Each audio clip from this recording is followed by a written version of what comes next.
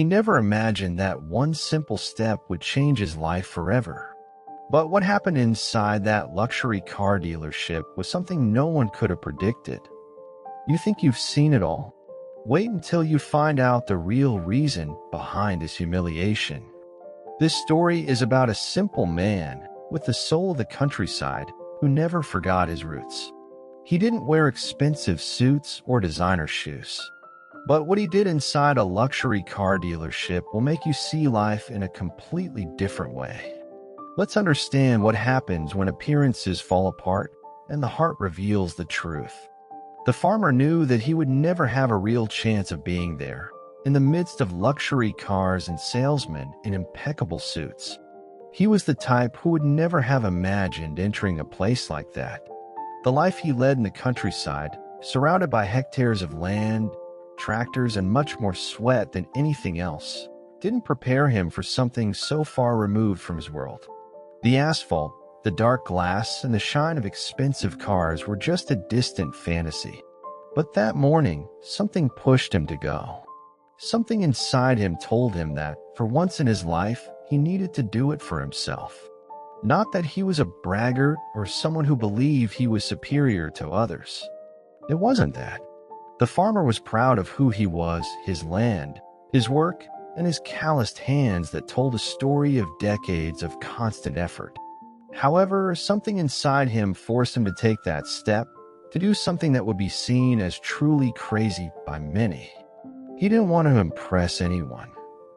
He just wanted to see if it was possible to achieve a piece of a dream that, until that moment, had seemed as distant as the moon. When he entered the dealership, the looks on the faces of the salespeople were immediate. Some seemed amused, others skeptical, but they all had one thing in common, a silent doubt in their eyes. What is this man doing here, they thought. He didn't look like the kind of person who would buy a car like that. A rural worker, dirty from the earth, and with a simplicity so obvious that it left no room for questioning. He didn't wear designer clothes, nor did he have his hair combed, nor did he have the manner of someone who knew how to do business in a place like that. The place seemed designed for people who were used to paying huge sums for cars that, in the farmer's eyes, were more than just vehicles. To him, those cars represented an unattainable lifestyle, something he would never be able to have. No matter how hard he worked, no matter how late he worked, no matter how zealously he tended his crops, he knew that the world around him didn't favor him having something like that. I'm just an ordinary man, he thought, and men like me never have access to these things. But what he didn't know was that he was there to prove the exact opposite. As he approached one of the cars, he felt a little small. It was a model he had seen in magazines and on television, but had never imagined it would be so close to him. The paintwork gleamed in the bright light of the dealership, and he held out his hand with a hesitant, almost reverent touch. The salesman standing nearby looked at him from a distance, almost with disdain, as if he was thinking, another dreamer who thinks he can have what he wants just because he saw it on TV. In no hurry, the farmer came even closer. He looked at the car closely, touched the bodywork, and felt the leather of the seat. He wasn't there to put on a show, but to realize something that, until then, had seemed like an absurd idea.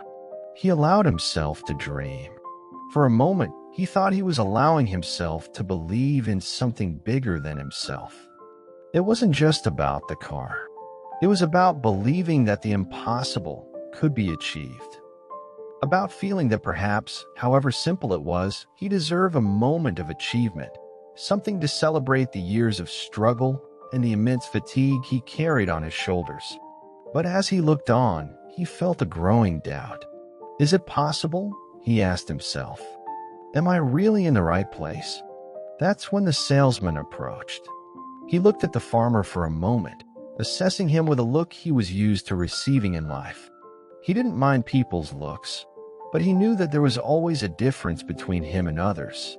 He wasn't ashamed of it, but he knew that the people who were there, in that environment, knew nothing about who he was.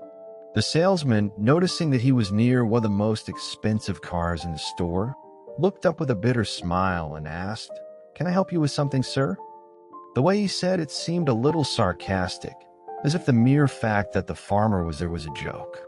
But the farmer, with a firm gaze and without losing his composure, looked the salesman in the eye and replied simply, "I want to know the price of this car." The salesman laughed a low, almost muffled laugh and began to recite the price of the car, expecting the man to turn away in shame and go back to his farm. But the farmer's answer was direct and calm. "I want to buy that car, and I want to pay cash for it." The salesman, laughing nervously and not quite understanding the situation, had no immediate reaction. He simply repeated the price, now a little more harshly. But the farmer, without looking away, picked up a stack of banknotes, something that was inconceivable to the salesman, and placed them on the table. He was beginning to realize that perhaps what he saw as impossible was right there in his hands. The vendor was baffled. He looked at the banknotes, at the farmer's face, and then at the manager, who began to walk towards them. Tension was in the air. The salesman didn't know what to say. The farmer just remained calm, knowing that something much bigger was happening right now. What seemed impossible was happening right there, and no one understood how it was possible. To many, he was just a simple man, someone who would never have access to luxury and sophistication. But the farmer wasn't just there to show that he could. He was there to show that his journey was more valuable than any stereotype or judgment. He had overcome more than people could ever imagine. The silence in the dealership was almost palpable. The salesman stared in bewilderment at the amount of money on the table, as if it were the greatest mystery of his life. He knew that this farmer, with his simple clothes and tired appearance, would never be able to afford a car like that, but here was living proof that he was completely wrong. The farmer's gaze, although serene, seemed to defy every stereotype that surrounded him. The manager, who until then had been watching the scene from afar, approached, not knowing exactly what to do, what to think, or how to react. He felt the weight of the situation, but he also couldn't ignore what was happening in front of him. A simple man, with a fate radically different from anyone who passed by, was ready to change the course of his own history with a simple gesture. When the manager approached, the farmer didn't seem perturbed. He was calm, secure, almost as if fate had brought him there for a moment like this. The manager, sensing the tension in the air, tried to keep his composure and asked, "Sir, excuse my surprise, but how did you get this money?" The farmer's voice didn't tremble. He looked directly at the manager, and for a moment, the dealership seemed to have ceased to exist. All that remained was that man, his story, and the truth he was about to reveal. "I'm a farmer. I work every day from dawn to dusk. My life has never been easy, but I've never given up, not one day. And over the years, I've learned to see things differently. I've learned that effort and dedication can transform any reality. The point is that I was never someone who was satisfied with a minimum. I always wanted more, not for myself, but for my family, for those who depend on me. I've seen many of my friends in our community go through financial difficulties. And while that was happening, I just thought about how I could do something different. I knew that the life we led, often limited by our own perspective, was preventing us from achieving more. And that's when I made the decision to invest everything I had, without looking back, without fear of what would come. The silence was profound. Even the manager didn't know how to react. He was facing a man who seemed to understand something much greater than himself, something that few had the capacity to grasp, the true value of hard work and perseverance. The farmer, his voice firm, continued, "I'm not here just to buy a car, sir. I'm here to show that our struggle is not in vain. We are not just numbers and a statistic. We're not just the poor or the simple. I'm here to show everyone that if you're persistent, if you're able to believe in yourself when everyone around you says it's not possible, you can achieve what seems impossible." Those words echoed through the luxury dealership, as if the farmer had suddenly transformed that cold, impersonal environment into something full of meaning. The salesman, still unsure how to react, looked at the manager, who was now completely silent, listening intently. The farmer, seeing the impact of his words, didn't stop there. He continued, "I know that you here look at me and see me as someone inferior. A rural worker who will probably never understand what it means to have access to something like this car. But in reality, what you don't know is that true wealth is not in material goods. It's in what we've achieved, in what we've learned throughout our lives, in the lessons that everyday life teaches us. My wealth is in my family, in my hard work, in the land I cultivate, and in what it gives me with each harvest. But I am more than that. I am more than what it seems. And today, I'm here so that you, who may never have understood what it means to be truly humble, can understand what true strength is." The manager and the salesman were now in shock. They had been confronted with something they couldn't deny. The farmer's dignity and strength didn't lie in the clothes he wore or in the fact that he came from a simple life, but in his attitude, in his essence. He was showing them that luxury and wealth were not synonymous with human value. The farmer had touched a nerve, something they would never have thought possible. There was no more room for sneers or looks of disdain. There was no more room for judgment. What was happening? There was a moment of deep reflection.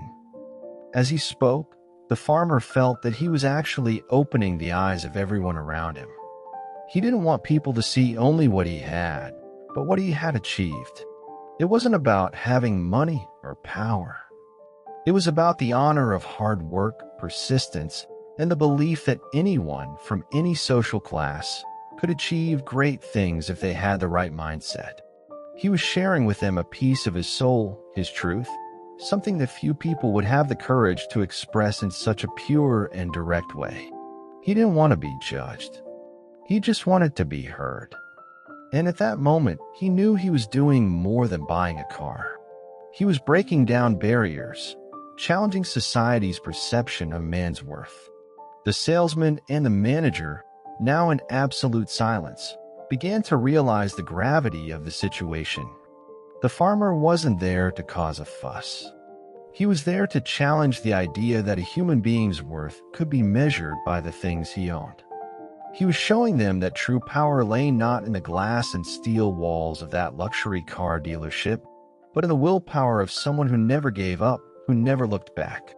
And with that simple gesture, that man from the countryside was making everyone there question what really matters in life. The manager finally replied with a shaky voice, "You're right."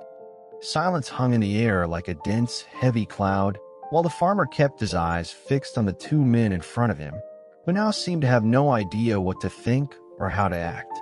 The manager, visibly shaken, looked at the amount of money the farmer had placed on the table, and then, in a gesture that seemed small in the face of everything that was happening, slowly sat down. The salesman, for his part, was still standing, but his eyes, which had previously been filled with incredulity and even a certain contempt, were now softened, as if he had been touched by something much bigger than his own worldview. The farmer took a deep breath and looked around. The luxury dealership, which moments ago had seemed an impassive place, now seemed less imposing. He could feel the transformation, not only in the people around him, but also within himself. He knew that what was happening there transcended buying a car. He wasn't there to be accepted or admired for his decision. He had already decided many years before that the value of his life would not be measured by the amount of material possessions he owned, but by the strength of his character and his perseverance. And at that moment, he felt that he had finally managed to convey this message clearly and powerfully. The manager, who had been lost in thought, finally looked at the farmer again. His voice was softer now, as if he was trying to grasp the weight of those words.